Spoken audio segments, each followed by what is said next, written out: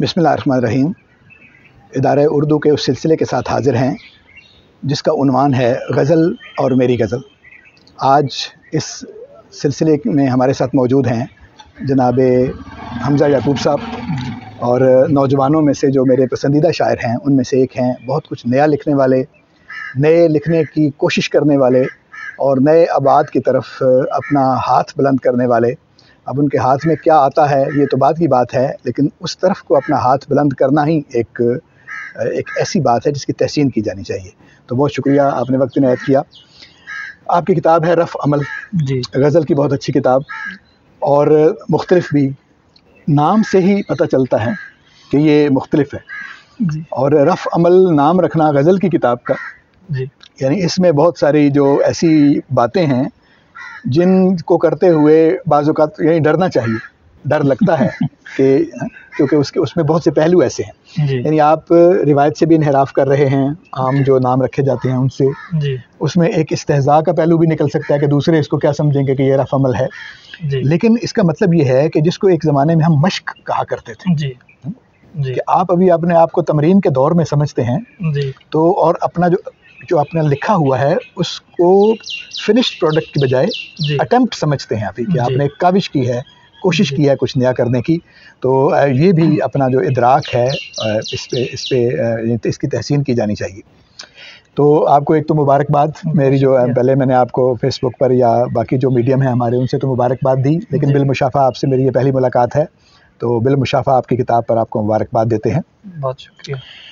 ये फरमाइए कि एक ही सवाल है हमारा, और यही हम सारे दोस्तों से करते हैं जिनसे उनकी किताब के हवाले से बात करते हैं, कि जैसा उन्वान है कि गज़ल और मेरी गज़ल जी। गज़ल का जो सफ़र है वो आपके सामने है जी। उसके जो जुमला असालीब हैं वो आपके सामने हैं, उसके जो जुमला फ़िक्री दायरे हैं वो आपके सामने हैं। आपने तालिब इल्म के तौर पर भी और अदब के एक शाइक के तौर पर भी उसको सबकन भी पढ़ा हुआ है, वैसे भी आपकी नज़र में है। तो आपका हदफ क्या है उस्लूब के एतबार से, फ़िक्र के एतबार से, कि आपको गैप महसूस हुआ हो कि जो मौजूद गज़ल है उसमें ये मामला ऐसा है कि मुझे इस पर अटेम्प्ट करनी चाहिए, ताकि उसकी रोशनी में आपका पढ़ने वाला आपकी किताब को पढ़े और फिर ये देखे कि आप किस हद तक उसमें कामयाब हुए। जी बहुत शुक्रिया।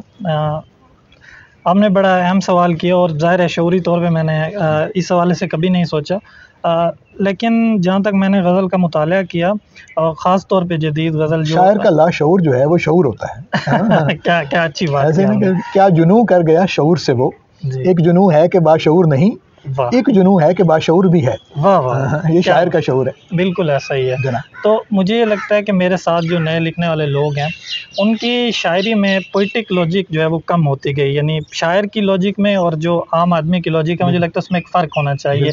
और असातिज़ा के यहाँ हमें ये नज़र आता है, यानी गालिब के यहाँ हमें ऐसे बेशुमार शेर नज़र आते हैं जहाँ उन्होंने जो आम आदमी की, आम समाज की लॉजिक है उससे उन्होंने इनराफ किया और एक पोइटिक लॉजिक से एक नई बात की, एक नया पहलू दिया। तो मुझे ये लगा कि अभी आहिस्ता आहिस्ता जैसे गज़ल ने ज़ाहिर है करवटें ली, नए लोगों ने शायरी की, मेरे साथ लिखने वाले लोगों का ऐसा मामला नहीं है, कम है, चंद एक नाम है जिन्हें गिना जा सकता है। तो मेरी कोशिश ये थी कि जब शेयर कहूँ तो उसमें इस चीज़ पे गौर करूँ कि उसकी जो लॉजिक है, उसकी जो दलील है वो शायराना होनी चाहिए, वो आमियाना नहीं होनी चाहिए। ठीक है, ये बहुत अच्छी बात की आपने पोइटिक लॉजिक वाली जी। और ज़ाहिर है कोई ऐसा मिसाल के तौर पर शेर आपका हम देख सकते हैं कि जिसमें आप समझते हो कि वो लॉजिक जो अमूमी है जी। उसकी बजाय एक पोइटिक लॉजिक जो है वो बयान की गई है, ताकि हमारे जो तालिब इल्म दोस्त हैं या मैं हूँ तो हमें पता चले कि ये उसका जो अमली मामला जो है वो क्या है जी। एक शेर है रफ़ अमल से, जब तू नहीं था तब भी कई लोग दिल में थे, जब तू नहीं था तब भी कई लोग दिल में थे, कई लोग दिल में थे, ये सिर्फ कायनात का पहला अदद नहीं। क्या बात। तो अमूमन यानी लॉजिक यही है कि स्टार्ट ज़ीरो से होता है। एक बात है चीज़ों को देखने की, या आदमी जब किसी से मोहब्बत करता है उसे लग रहा होता है यानी उस ख़ास फेज़ में कि स्टार्ट ही यहीं से हो रहा है मेरी ज़िंदगी का या इन चीज़ों का। तो मुझे ये लगता है कि ये सिर्फ कायनात का पहला आदत नहीं, ये एक पोइटिक लॉजिक है। ऐसे में ये जो आम जो हमारी लॉजिक है या मैथमेटिकल लॉजिक जो है उससे अलग है एक पोइटिक लॉजिक जिसका अपना जवाब शेर के अंदर मौजूद है। कैसा अच्छी बात है, बहुत अच्छा, बहुत शुक्रिया। ठीक है, तो इसके बाद ये फरमाइए कि जो ये उस्लूब के एतबार से, ये तो फ़िक्री मामला है, उस्लूब के एतबार से कौन सा ऐसा पहलू है अभी तशबीह सितारे की बात या नए सितारों की बात आप करने वाले थे। जी, उसलूब के हवाले से मैंने कोई ख़ास कोशिश नहीं की कि किसी ख़ास तरह का उसलूब अपनाया जाए। अलबत्ता कोशिश ये थी कि तलाज़मे के हवाले से नए तलाज़मे कायम करने चाहिए और यानी जो मुख्तलिफ़ अलूम हैं जैसे फ़िज़िक्स है, बायोलॉजी है, उनको मर्ज करके यानी अपनी एक तो यानी जो एक शेर की बात है उसकी मिसाल या दलील या तलाज़मे के तौर पे जो है वो दूसरे अलूम से इस्तिफ़ादा किया जाए। बिल्कुल ठीक है जी। यानी मतलब दोनों मामलात हैं। इससे पहले भी जो हम जिसको कहते हैं ना ये साइंसी शऊर और इस तरह की चीज़ें, उसमें हमने ये देखा कि एक कोशिश ये भी होती है कि वो साइंटिफिक जो रूल्स हैं या साइंटिफिक इन्वेस्टिगेशंस जो हैं उनको वर्सीफाई कर देते हैं बाज़ शुआरा। जी। यानी एक रुझान ये भी है कि आप साइंटिफिक मामले को वर्सीफाई कर दें और समझें कि ये साइंसी शऊर आ गया है। जी। लेकिन आप जो बात कर रहे हैं वो उससे मुख्तलिफ है। वो ये है कि आपको उसको रखना यानी शायरी के दायरे में ही चाहिए। जी बिल्कुल। लेकिन उसका इस्तारा, उसका तलाज़मा जो है उसके लिए आप लाएं ताकि उसका जो मजमूई तासुर है वो साइंस की बजाय शायरी का रहे। बिल्कुल ऐसा ही है। यानी इसमें एक और शेर मुझे याद आ गया, तुम मुझे धोखा दोगी कोई धोखा देगा तुम्हें, तुम मुझे धोखा दोगी कोई धोखा देगा तुम्हें, हर दरिंदा किसी और दरिंदे की खुराक है। अच्छा ठीक है। तो यानी वो एक फूड चेन का कॉन्सेप्ट है बायो से, लेकिन जाहिर है जो पहले मिसरे में बात की गई है वो बिल्कुल एक शायराना एक्सपीरियंस है। तो ये यानी इनकॉर्पोरेशन है दोनों की, वर्सिफिकेशन नहीं है। कम से कम मेरा जो एक सब्जेक्टिव एक्सपीरियंस है वो मुझे इस बात पे कायल करता है कि ये इनकॉर्पोरेशन है और ये लाशऊरी तौर पे आती है, क्योंकि मुझे मुख्तलिफ अलूम सीखने का शौक़ रहता है। एक फ़ेज़ आता है जिसमें मैं बायोलॉजी पढ़ना शुरू करता हूँ तो कई माह यानी उसे पढ़ता रहता हूँ, फिर फेज़ चेंज हो गया तो फिज़िक्स की तरफ, तो इस तरह ये चीज़ें लाशऊरी तौर पर इनकॉर्पोरेट हो जाती हैं। बिल्कुल ठीक है। देखिए हमारी पुरानी रविश है, यानी कि दावा और दलील जो है ये आता रहा फ़ारसी के शुअरा के यहाँ, तो ये एक पसंदीदा शय थी। जी ठीक है ना। शम्मा बुझती है तो उसमें से धुआं उठता है। अब ये एक बात है। और शोला इश्क से आपोश हुआ मेरे बाद, उसको सब्जेक्टिफाई कर दिया है। तो ये एक अमूमी रविश हमारे यहाँ रही है। तो ये अच्छा है कि यानी शायर इस तरफ मुतवज्जो हो कि आप बजाय इसके कि सिर्फ दो मिसरे कह दें, उनके अंदर एक जो इस तरह की चीज़ है वो भी रखनी चाहिए कि क्या दावा है और क्या दलील है और किस तरह से उसको किया गया है।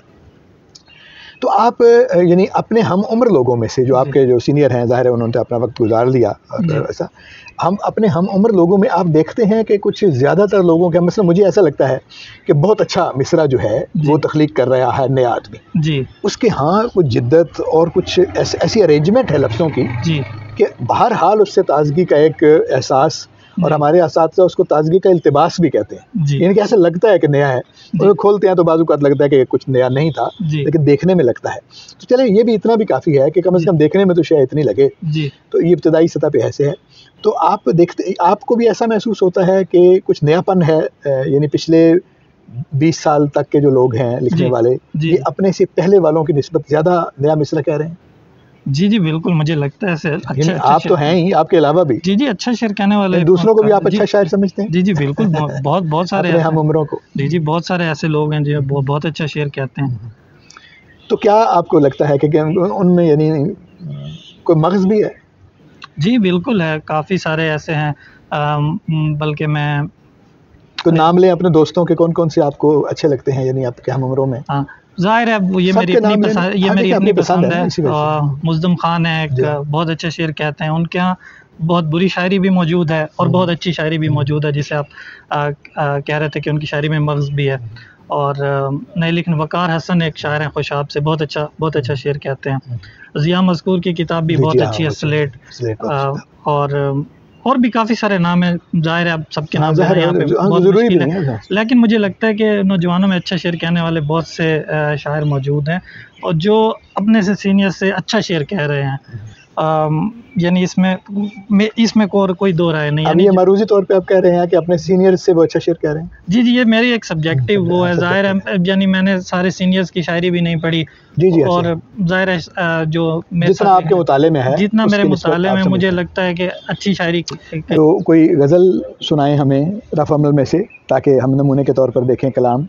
यानी मैंने तो पढ़ा हुआ है, ऐसे हमारे दोस्त जिन तक किताब नहीं पहुँची। जी हाँ। जिंदगी पूरी सहूलत नहीं देती थी मुझे। वाह वाह वाह। जिंदगी पूरी सहूलत नहीं देती थी मुझे।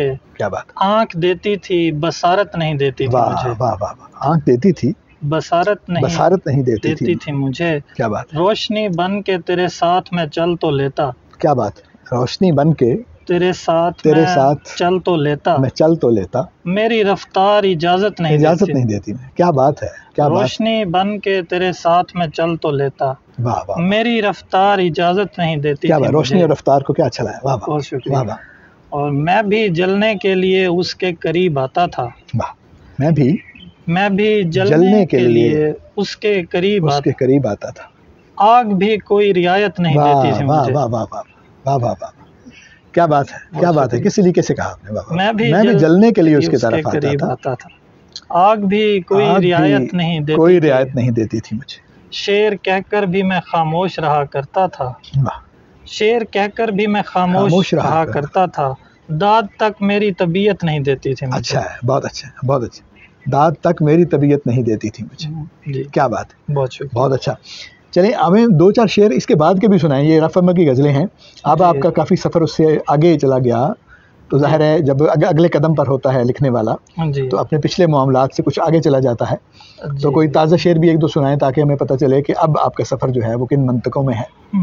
ताज़ा कुछ शेर हैं कि इसी से अंजुमन आराई हो गई उसकी। इसी से अंजुमन आराई हो गई उसकी। वो खुद ना आया तो तन्हाई हो गई उसकी। क्या बात है, अच्छा, वो खुद ना आया तो तन्हाई हो गई उसकी। हजूम उसके लिए शोरो गुल मचाता रहा।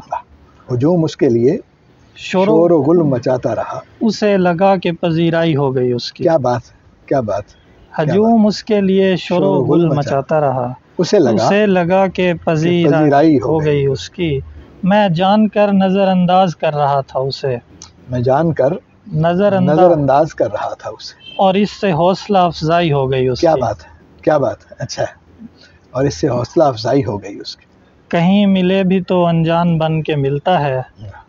अब इतनी हमसे शनासाई हो गई उसकी। अच्छा, अच्छा है, बहुत अच्छा है। इतनी शनासाई हो गई है कि अनजान बन के मिलता है। कैसा अच्छा है, पैराडॉक्स का आपने वाह वाह बहुत शुक्रिया, अच्छा निभाया, बहुत अच्छा।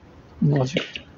तो जनाब बहुत शुक्रगुज़ार हैं, आपने वक्त इनायत किया और आपकी किताब के हवाले से और आपकी नई जो चीज़ें हैं उनके हवाले से और आपकी जो मुआसिर गज़ल है उसके जो तेवर हैं, उसके जो रंग हैं, उनके हवाले से आपसे बात हुई। नौजवान की बात ज़रूर सुनना चाहिए क्योंकि आप ये ऐसे ही है कि जैसे हम स्टेडियम में बैठे हुए बॉलर और बैट्समैन जो हैं वो या खिलाड़ी किसी और वो खेल रहे होते हैं और हम बाहर बैठ के कह रहे होते हैं कि ऐसे करो ऐसे करो ऐसे करो। तो वो जो कर रहा है उसको वहाँ पर पता है कि वो क्या कर रहा है जी। तो आप नौजवान हैं और जो मुआसिर गज़ल है इसके अंदर रहकर आप लिख रहे हैं तो आप ज़्यादा बेहतर जज कर सकते हैं, आप ज़्यादा बेहतर जानते हैं कि इनको जो सूरत हाल है। तो आपके तवस्सुत से हमें भी पता चलता है कि नया आदमी क्या सोचता है, क्या लिखता है, किस तरह से लिखना चाहता है और किन गैप्स का उसको पता है और वो उन्हें पूरा करने की कोशिश कर रहा है। तो बहुत शुक्रिया अदा करते हैं हम जनाब हमज़ा याकूब साहब का। उम्मीद है हमारे दोस्तों को ये बातें पसंद आएंगी।